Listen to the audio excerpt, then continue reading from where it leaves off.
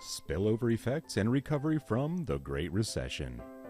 A spillover effect refers to the unintended ripple effect where an economic event in one country or region impacts the economies of other seemingly unrelated regions, often due to interconnected global markets, like the cascading effects of the Great Recession on international economies when the U.S. housing market collapsed, causing global financial instability.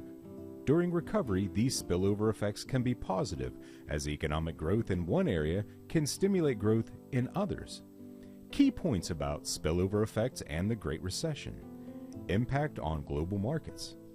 When the U.S. housing market crashed during the Great Recession, it triggered a ripple effect across global financial markets as investors pulled out of risky assets worldwide, impacting stock markets and currencies in other countries.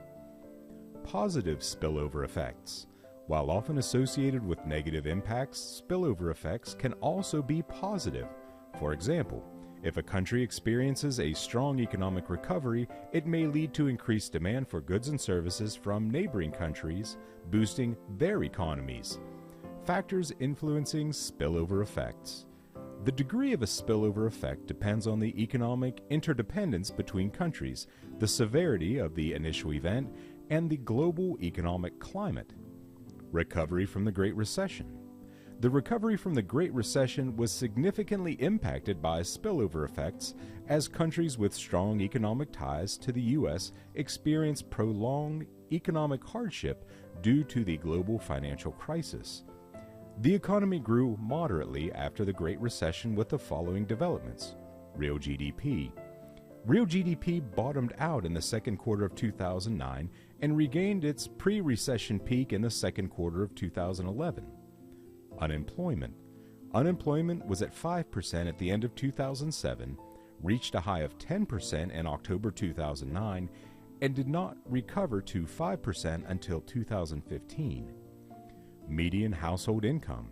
Real median household income did not recover to pre-recession levels until 2016. Housing market. The housing market reached its bottom in 2012 and began slowly recovering into the 2020s.